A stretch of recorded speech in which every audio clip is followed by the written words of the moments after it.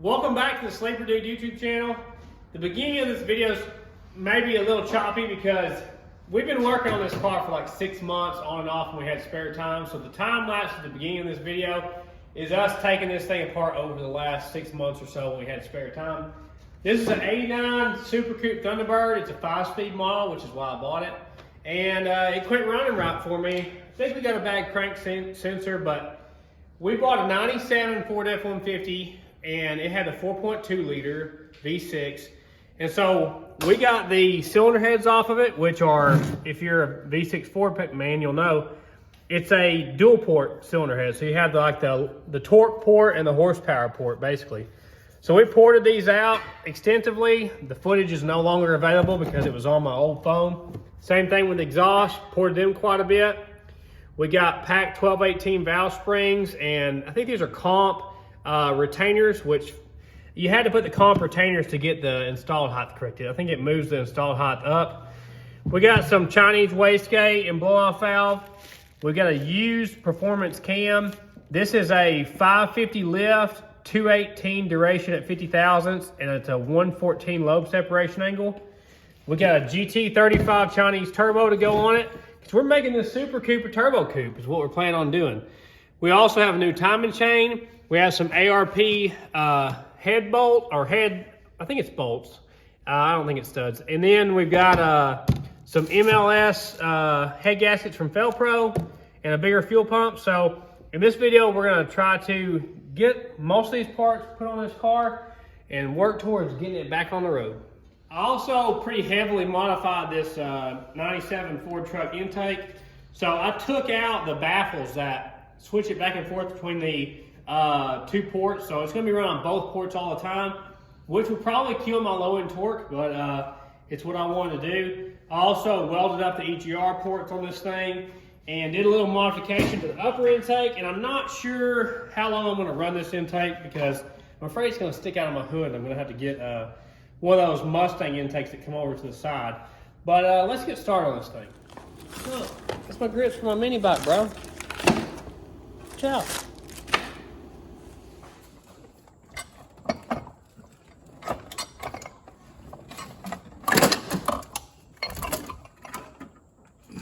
This video is sponsored by Policy Genius. Policy Genius is your one-stop shop to find and buy the home and auto insurance you need. We recently used Policy Genius to compare the auto rates on the cars. You know, we got a lot of cars around here, and we actually saved a bunch of money on our auto insurance. Getting started is easy. All you have to do is go to policygenius.com/sleeperdude and put in some information about yourself and your property. And Policy Genius will show you price estimates for policies that fit your needs and help find you the best options. And their team of experts will show you ways to save you more, including bundling your home and auto policies. The Policy Genius team works for you, not the insurance company. So if they find you a better rate than what you're paying now, they'll switch you over for free. Policy Genius has saved customers an average of $1,250 per year over what they were paying for their home and auto insurance. So head to policygenius.com/sleeperdude to get your free quote on your home and auto insurance and see how much you could save.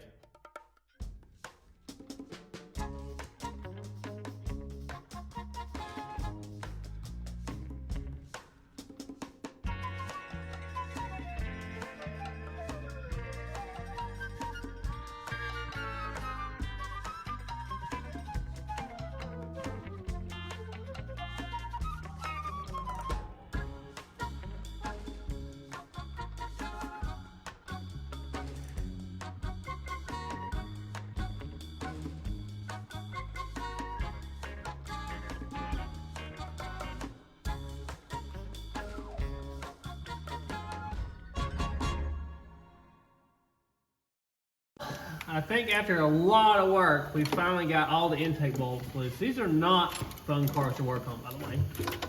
Oh yeah, it's loose. I'm gonna get the fuel right loose. You can see we also got this big main bracket off here. I got the valve cover off. Took the rockers and push rods off this side. Here's your little retainer plate that holds your dog bones in for your hydraulic roller lifters. And so here's your single port cylinder heads that are gonna be no more. We're gonna have dual ports. Well, we couldn't get the power steering pump off, so we're back at our favorite place, Harbor Freight. We're gonna get a puller to do it.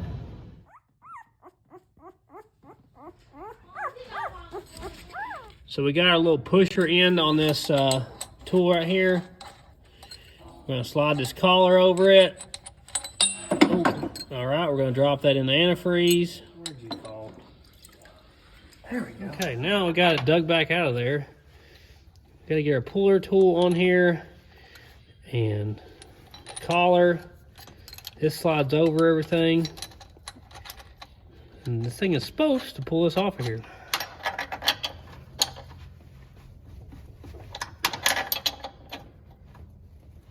I think it just started to give, or it's about to snap, one or two.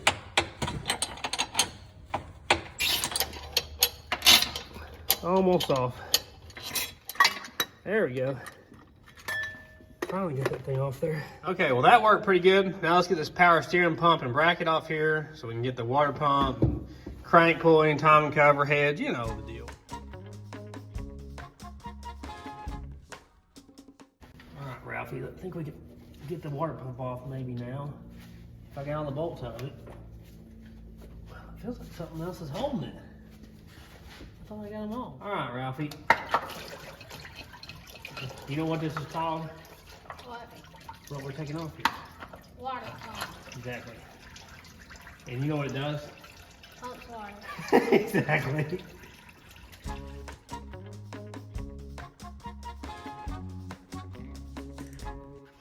We're gonna pull the harmonic balancer now. So I've got our little bolt, what do they call it? A bolt style puller or whatever. So we got 2 bolts out of there that fit it, got them screwed in, and now we're gonna crank this thing out of here. Right, Ralphie? Yeah.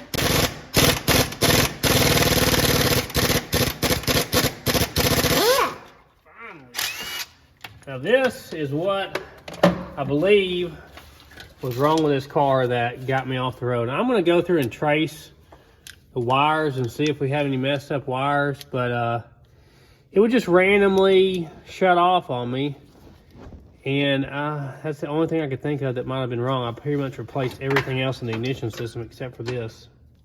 I'm working on the timing cover now, and it has a little hidden Allen head bolt right down here in the bottom corner behind where the oil filter is. So don't miss that one, guys, if you're taking this off. Well, I'm assuming I have to take this cam sensor deal out. So I've got the Torx bit here. It's one of those tamper-proof Torx bits with a hole in the middle of it, T45. So we're gonna take this thing out. I'm gonna mark it though to make sure we put it back in the right spot. I don't know how critical this is.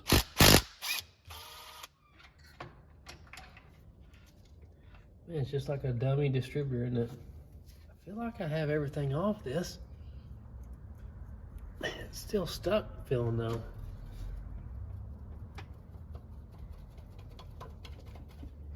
What's holding you? You little booger. Oh, there we go. I was just really glued on there, I guess. Probably those big long studs. It's probably kind of gunked up inside there on the studs. There we go. Yeah, it's just those studs. It's corroded on those studs. Did you clean up the blankets from yesterday's smash video? Unfortunately. Oh, man. It's really stuck on those studs.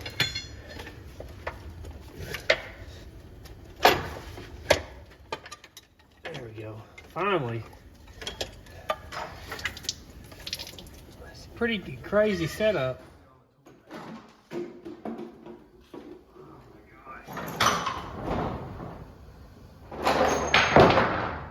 Rocky. How do you do this? Why do you do this stuff to me? Can't you be an easier joke to deal with? Huh?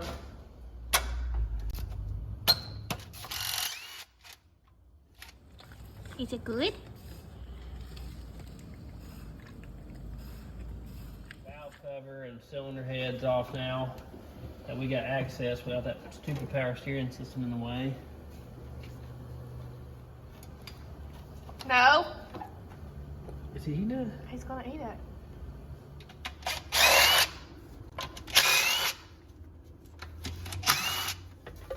Yeah, those are not stuck down there at all. Well, maybe this side was just a little bit.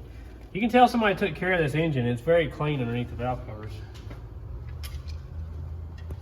I'm not setting this on the ground because I know what you do with the rubber gaskets. We'll be eating that thing. He wants that light bulb so bad. He really wants the light bulb. It'd be so good if he could just eat Rocky? that light bulb. Rocky? No. No. No. And pull all the rockers off this thing. Don't scratch our fender. This thing was painted. You would not be doing that. Are you licking the oil off of the push rod? I want to soak this down with PB Blaster and let it sit for a little bit before I try to break these exhaust manifold bolts loose. This is what holds your dog bones for your hydraulic lifters down. Spider. These are your dog bones here. See, it has a hydraulic roller lifters, which this engine sounded really good. It didn't sound like a monkey with a hammer was in the bottom of it, so we should be good on our lifters. I don't plan on replacing them.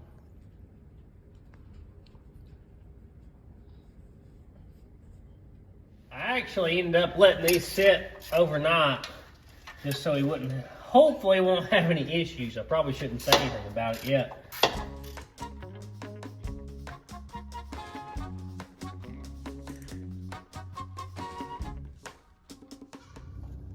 Well, we got all the exhaust bolts out of there without having any of them break off or get stuck in there. So must have been because of Pebble's help. She was very helpful in this process. But now we just have to take the cylinder heads off and pull the cam out of it, and I think we'll have it all torn down. I'm having to slide this crank gear forward as well to be able to get enough slack because of the way this cam sticks out so far. I'm only planning on replacing the cam chain and not actually replacing the gears. I don't think there's anything wrong with them. Take the bolts out of the cam retaining plate here. Okay, we got both the bolts out of the cam retaining plate. It has this spacer on here. I'm not used to that. There's our plate. And out comes the cam, hopefully. Just gotta be careful not to beat my cam bearings up on the way out.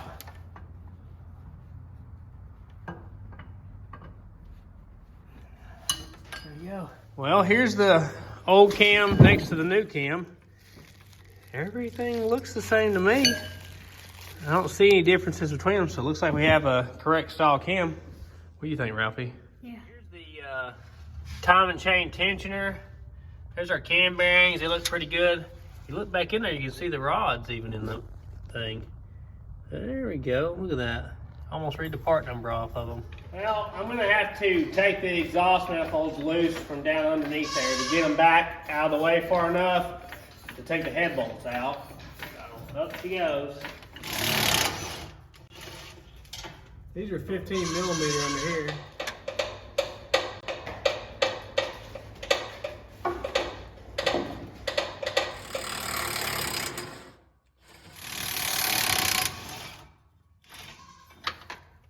You got that side pebbles? Them little fellers. So small. Cute. Yeah, it's just the EGR tube. I couldn't get these outer head bolts with the impact, so having to use the breaker bar. This thing does not have many head bolts. It's kind of like an LS engine where they only have like 4 head bolts around each bore.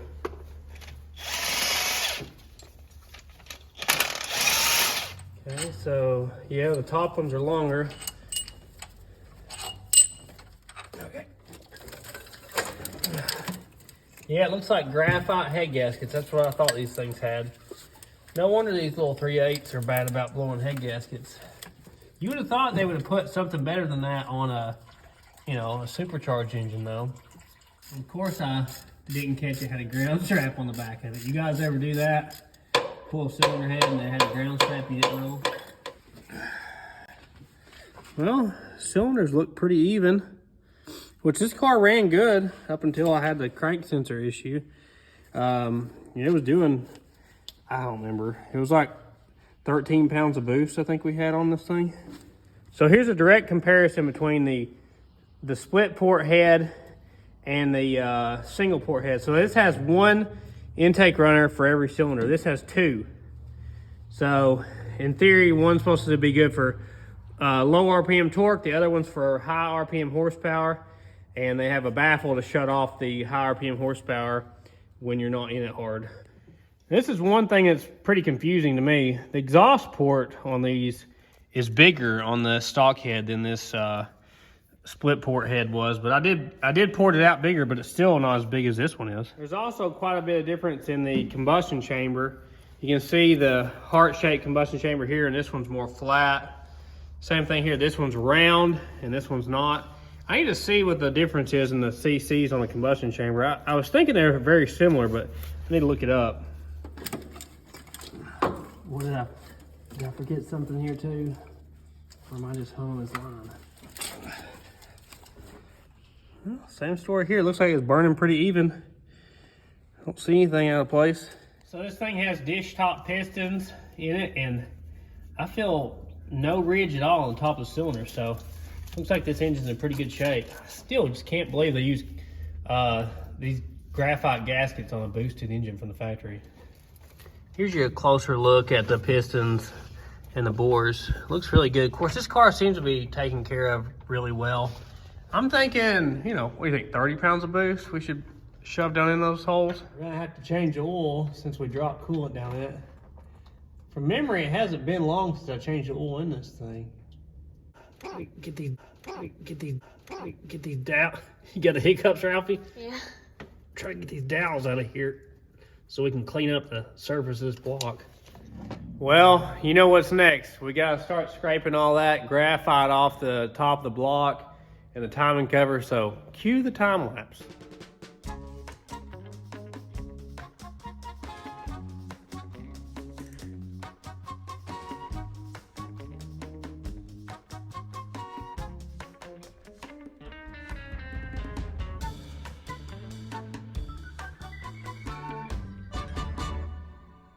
We're gonna take these water pump timing cover studs out to clean the surface of the block better. Can you not get it, Ralphie? No.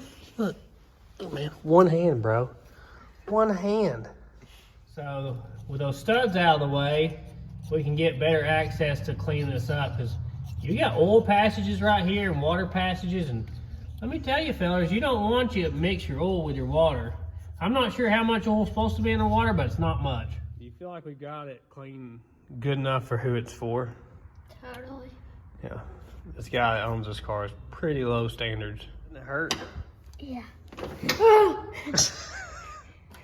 Foot slipped. Classic. Let's go ahead and set the split port cylinder heads on it. And this has been, I don't even know how many months. This may have been 9 months in the making, getting to this point right here. Because I think we bought the truck we stole these heads off of about 9 months ago. At least these things are aluminum and only 3 cylinders long. They're not very heavy compared to what I'm used to picking up. Yeah. It's no cast iron big block Chevy head, that's for sure. Come on, you gotta. Here you go, right there. All right, here's our modified lower intake manifold from the truck. And here is this crazy cool looking upper intake. Will it fit under here? There. Yeah. Oh my gosh, that looks crazy, doesn't it? Yeah. Might as well kind of complete the look here with some valve covers. Can you get that to sit up on there or no? Well, I guess without, we might have to stick a bolt in it or something to make it fit. That looks like it's going to interfere too with the filler neck. Well, we've had to come out here to the storage building to get the old valve covers and stuff off the engine that we stole out of this Ford truck. You want to go back in the shop with us or not? We had to come out here to the barn. I got the timing cover and the harness off that F-150, and also got some other exhaust manifolds and valve covers and stuff we had in the old storage van out here. Let's go back in and see what we can use. Of course, y'all two, it's genetic. Both y'all are into everything. I gotta close the door. You don't want to be locked up in here. Come on, get out. Get out, you stubborn goats. Go ahead. Whoa, sidekick. She's out. Okay, so if you guys are wondering like I was, could I turn the exhaust manifolds around backwards and use them as a forward facing? That is a definite no-go. It runs right into the block with this part of the manifold. So that is basically impossible to do if you're got a super coupe you're wanting to turbocharge. Well, we've kind of dummied up the timing cover and water pump now. And we definitely are not going to be able to run this intake with a hood. So me and Ralphie may have to go to the junkyard. And I know they make like the side throttle body Mustang intake. We may have to look for one of those and see if we can come up with something like that. But I've got to figure out now. So clearly it looks like my exhaust manifolds are going to have to run towards the back unless I buy some different ones. We got to figure out a way to get the exhaust out the back, wide together, and somehow come up to the turbo, which probably is going to sit on one side or the other here to get air. But we got to start. We're probably going to sit the radiator and condenser back down in here, and probably our alternator and stuff like that to see how much room we have. And see this thing, see the kink right there? Somebody really crunched this thing in the lower tie bar before I owned it, so I'm gonna have to hammer that back down before I sit my radiator and condenser in here. I don't know where the best place is gonna be, but I mean, that side has a lot of wiring and stuff in the way, more than this does, and this is where the old air box used to be.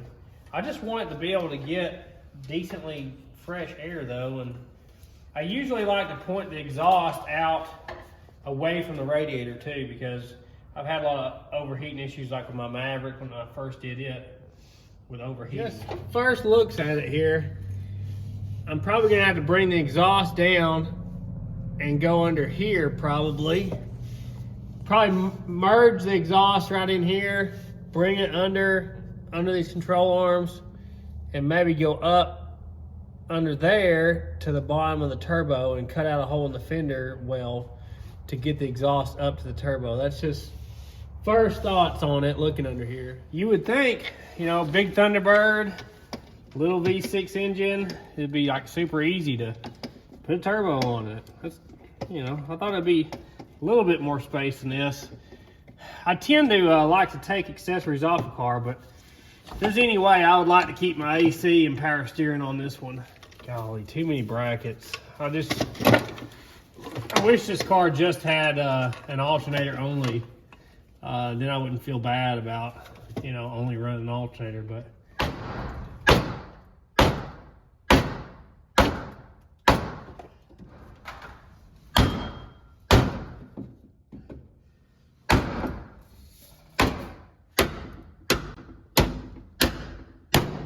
In order to do any kind of big front mount intercooler, the impact bar is going to be right in my way of doing that. I don't have really any room up here for an intercooler, which my plan is to run this thing on ethanol. So, I mean, it wouldn't be the worst thing in the world if I didn't run an intercooler at all on it. But I just don't know what Ralphie thinks. I mean, intercooler or no intercooler? No, you don't need junk like that. So the only air inlets we have are these right here. I didn't think about using the factory intercooler. I'm just afraid it would be too small though, because you know, these things, you know, I've seen guys, you can make, you know, that intercooler is probably only designed to make like 300 horsepower. My plan is to make like 500 horsepower, but it might be better than not running the intercooler at all. It's been so long since I tore this thing down that I had forgotten that these have like a little narrow radiator and then an intercooler on one side instead of, I was thinking it had a radiator all the way across. So this is the little intercooler here. I just don't know if that would be enough though. I don't want to have not enough intercooler. Well, it definitely looks like the Mustang side exit or side entrance intake manifold is not going to work for me with this AC compressor. So if I went to something like that, I'd probably have to change all my accessory drive to make that work. So there's another issue. Maybe a cow hood is in our future. What are y'all doing over here? You little guys? We went and checked the P.O. box today, and what did we get, Vanna?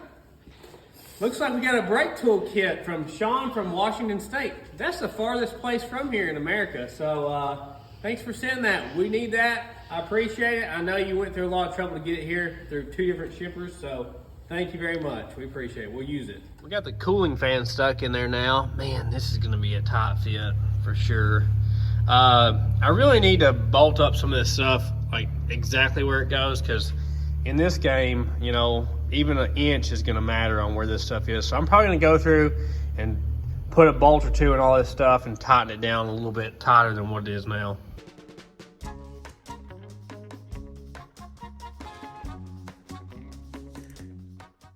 Ole, ole!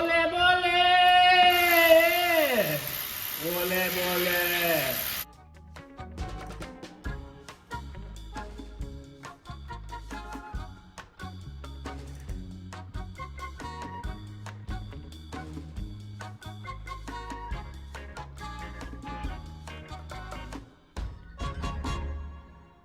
Well, unfortunately, it's pouring the rain now, but we got the GT35 turbo loosened up. I don't know if you guys know this, but there's bolts here and bolts here, and that allows the bearing part of the turbo to spin on both sides. So you can put the oil inlet and outlet any way you want it, the turbine housing, the compressor housing, wherever you want them. So we got that in. We got everything bolted back up on this engine. I know it looks the same, but we just bolted everything in where it's stable now. It's exactly where it's supposed to be. So now I've got to get under there. I'm going to cut the exhaust off and start trying to figure out where exactly to mount this turbo and start getting some piping ran to it.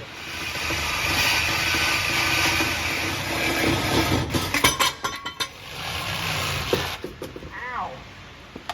I was saying to myself, what idiot would put an oxygen sensor plug behind the fender liner?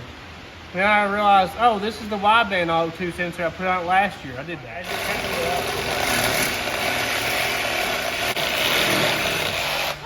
There you go. So, I have no intentions of using these glass pack mufflers that were on the car when I bought it. If you watch the old videos of this Super Coupe, when I first bought it, I don't know, a year and a half ago or whatever, this thing had 5 mufflers on it. So I think it had a set of Flowmasters, or 2 sets of Flowmasters on it. So we took all that off and left just the glass packs on it. But now we're going to use these as a starting point for our exhaust system to come up to our turbo. Maybe we can spin one of these around. Usually don't work out that way. We'll see what we can do. Well, I'd really like to go to a manual steering rack on this thing to get rid of that power steering pump in our way, but I don't think I can just unhook the power rack. I believe it would be too hard to steer, especially with these big wide hoops this thing has. So the distance between the mounting bolts on this rack are 15.5 inches. I'm going to look up if anything else has that same mounting point. And let's see what the measurement is on the outer tie rods. And it looks like from the center of the outer tie rod, the center is 57.5 inches. Afraid that's a little wider than a Fox body, probably, but I'll look up the measurements on a Fox body or Mustang too, but I doubt they're gonna bolt right up. So the driver's side one, aside from the wideband pointing the wrong direction, it almost would meet up. If this was like an inch longer, it'd be perfect to where we could come forward to the turbo. And this one over here looks like we could use part of it. We're probably going to cut it off some, because out there, if we cut this last bend off and put a 90 on it, we could use it as well. So it looks like a little more promising. Over here, what we really need, according to my little, whatever this is, protractor angle finder thing, is about 110 degree bend to go around through here. I may end up going by a muffler shop and see if I can get some pieces made at the local muffler shop. If we hack the bottom off this fender liner, we actually have a hole up here that we can feed the pipe for the turbo at. So we can come out of there, out of that hole, down here, 90 it back there to a 110 back up to the exhaust.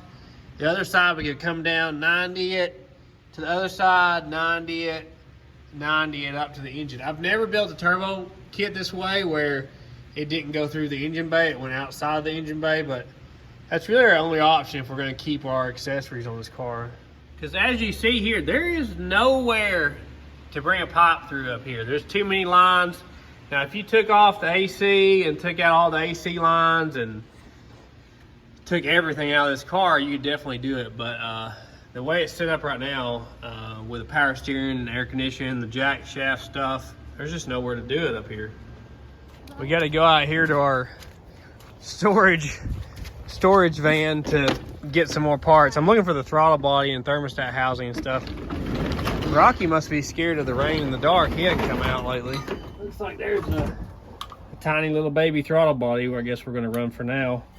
You want to do donuts in this thing, right? Yeah. That's your whole goal. Yeah. You don't care about them quarter-mile times. You care about them donuts, right? Yeah, I care about the donuts. Why are we walking around here in flip-flops? Well, I got boots. I'm walking around here in the poop with flip-flops. Come on. There you go. Good boy. Yeah, I know. I thought I would bring this Ford F-150 harmonic balancer in here to compare them. So this is the one off the Super Coupe. It only has 3 teeth on it, evenly spaced. This one has 35 teeth and 1 missing. So I don't know which one would be better for what we're trying to do. If I was going to use this, I'd probably have to use the Ford F-150 timing cover, which means I'd have to use the water pump and everything, but maybe the crank sensor is a little more available for it though. Might be a reason to do that. Man, this seems like a tiny throttle body, but you'd be surprised how much power you can make with a small throttle body if you're pushing a ton of boost through it. I'm going to kind of guess at the orientation of this turbo and snug up some of these bolts to keep it where it needs to be. So this is your oil inlet right here, the threaded one. And the bottom, the 2-hole flange, that's your oil outlet flange for your turbo. But I'm just kind of going to guess here and just snug it up.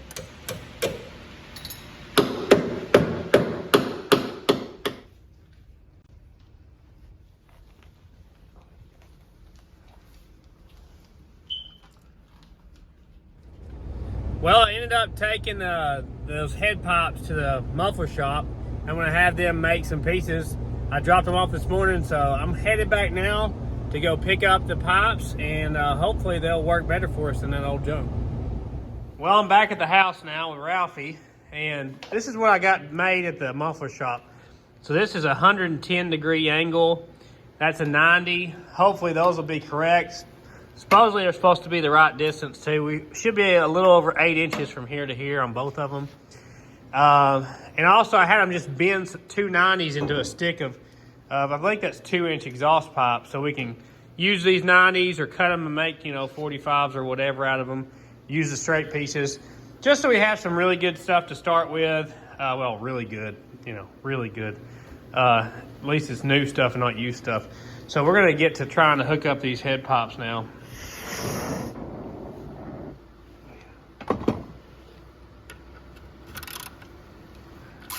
Ralphie, will you get that off there? Just pick it up.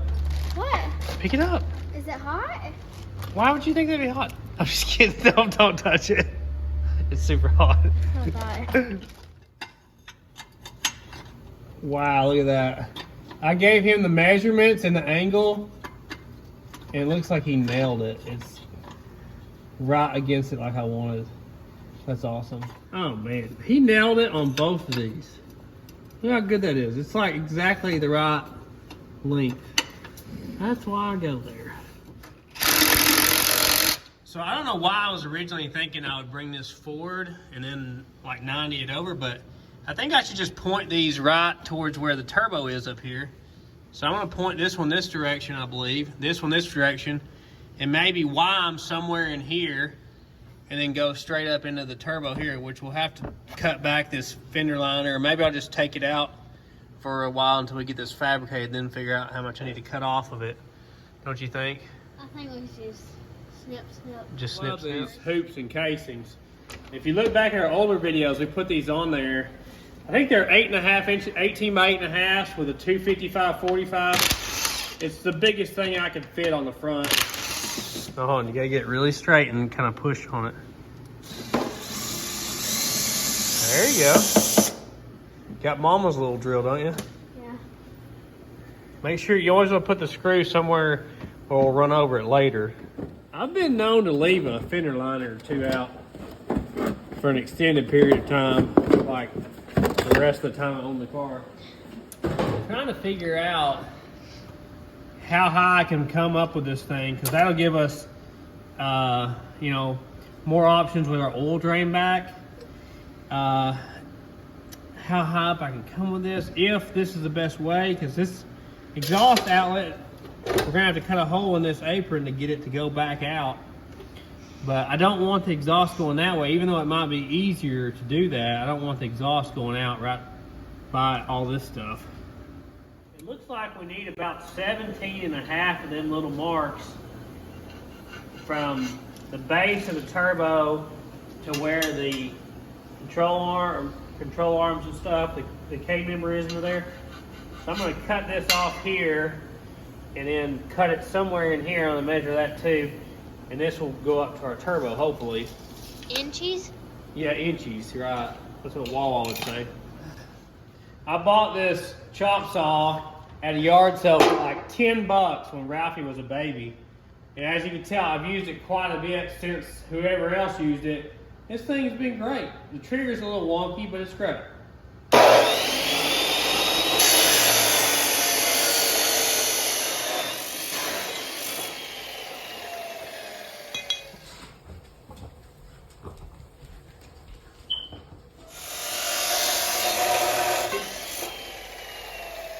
Our problem is we have a hole here, but if I mount the turbo like some one of these angles here, we're still gonna have to cut out more there. And my exhaust outlet is gonna have to go through here or here. So I think I'm just gonna cut out this right here to give us more access, because it doesn't bother me to cut on a car.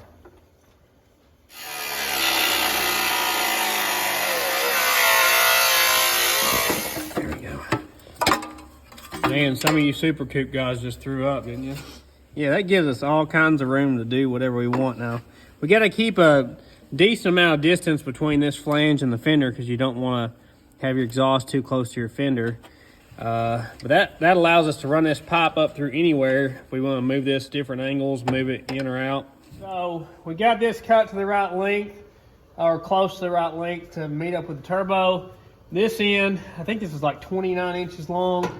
So that's going to meet up with the driver's side manifold and come up under here, up to the turbo. That's our plan, at least.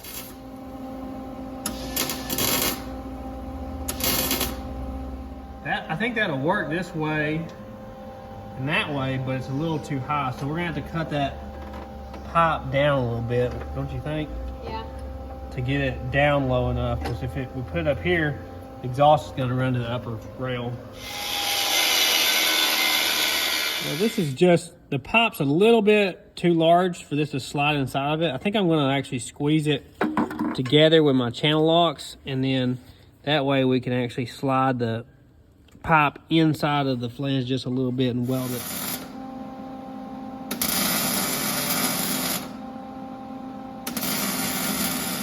I've got the exhaust pipe we made supported by a jack stand under there, because all this piping is just tacked in there. But yeah, as long as you're seeing spots after you weld, you know your helmet's working right. Yeah.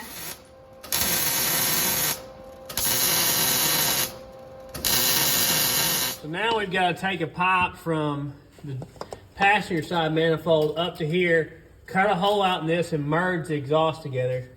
Looks like it's about 16-inch pipe, and we need to cut this at an angle. That's the angle we need to cut that thing out. Yeah. Good job, bud. Rocky, did you? No, wait, they gypped us. No juice? No, there's one missing. And that, wow. That's just sad. You want here? I'll get it out for you here.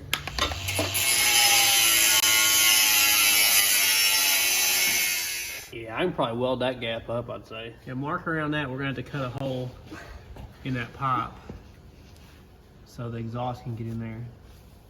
Oh, here's Rocky. Yeah, sorry, Rocky. Didn't mean to scare you so bad.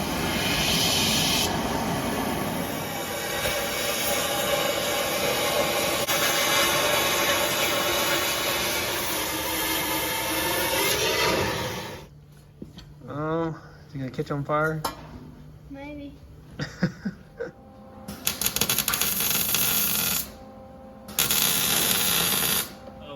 Here's what we're working with. We got Rocky over there measuring some stuff. So it comes from the driver's side at like a 45-degree angle up here into the turbo. And then the passenger side makes the 110-degree bend wise into here. We're gonna put a wastegate somewhere in here.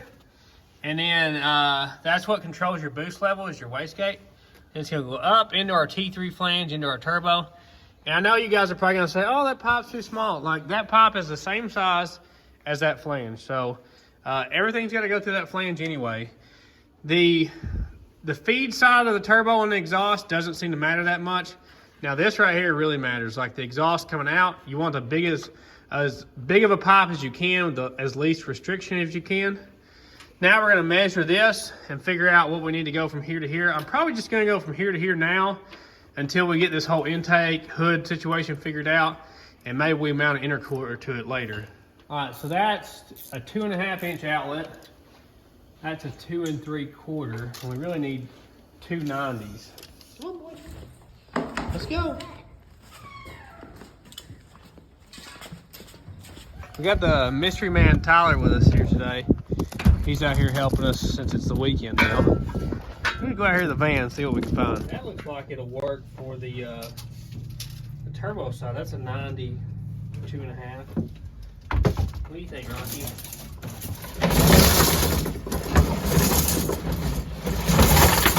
Surely we got something in there, huh? This is 15 years of building turbo cars. There you go. Come on, you've done it before. Good boy. Well, we found some stuff out there that I think is gonna work. This one up here, I think I can tighten that down and make it hold it. It's a little bit too big of a coupler, really. Yeah, I'll tighten up on there. That's like 2 3/4, and that's a 3-inch coupler. But now we just need to make a pipe to go from here to there until we get our intercooler situation figured out, or intake. About 15. Now we won't use this pipe looking all nasty like this. If we use it, we'll end up cleaning up, painting it, making it actually look good. Get in there, you little booger. Yeah, there we go. So usually you would put a blow-off valve in here.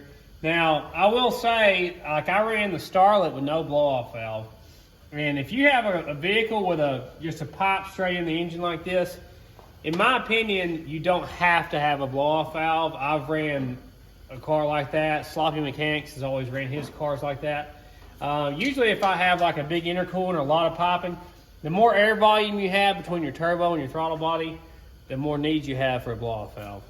So look, we got all the pipes made under here. There's the Rocky. To merge together, come out through here. We cut a big huge hole out in the fender apron, of course. Got our turbo mounted up. Got the pipe made up there. So we've been working, I promise. Looks good. How many times have you seen me build a turbo kit? A few. A half a dozen times or so? Yeah. Next I'll be hearing the shoo noise. Exactly. Well, this is definitely going to have to be a multi-part video series because there's a lot of work to do still. We're still working on getting the engine management stuff we need for this. We're still working on getting fuel injectors we need. I've got a fuel system. We got a lot to do still. We got a lot of work to do. So this is going to end off part 1 of this build. I hope you like it. Let me know in the comments. If you like it, I know a lot of you guys have been asking for Thunderbird videos with super coupes and turbo coupes. But hopefully the next video we'll be figuring out what we're going to do with all those things and maybe get it to the point where it's almost ready to run. I've been trying to work on it now for months and months, so I hope it wasn't too choppy, this video, for you guys. because it took so long to film this. It really did. It was just in between when we were working on all the other projects. You know the deal. Drink your RC colas. Oh gosh. No, it doesn't. I know. Eat your it doesn't always do it. Most of the time it does it. Eat your Vianas. They're healthy for you. They're behind you, buddy. I know what you're looking for. And you can check us out on SleeperDude88 on Facebook, Instagram, and TikTok. Pour one out for your homies. You know, Ralphie does it. It's because it's cold out here. But you can also check out our second channel, Sleeper Dude 2. We put up a lot of short clips on there. I'm going to be starting to do some new videos on there too that you might like. And, you know, as usual, we appreciate you guys watching. Bourbon barbecue, man. Oh, man. They're so good. Nectar from the gods, right? Am I right? Manna from heaven. Anyway, we'll see you guys next time. If you want to subscribe, that's great. Only 14% of you guys do. But there's plenty more to come. We're going to work on the Galaxies. We're going to work on Mama's F100, the darts, the Fairmont. I'm dying to do the Fairmont. We'll see you guys later.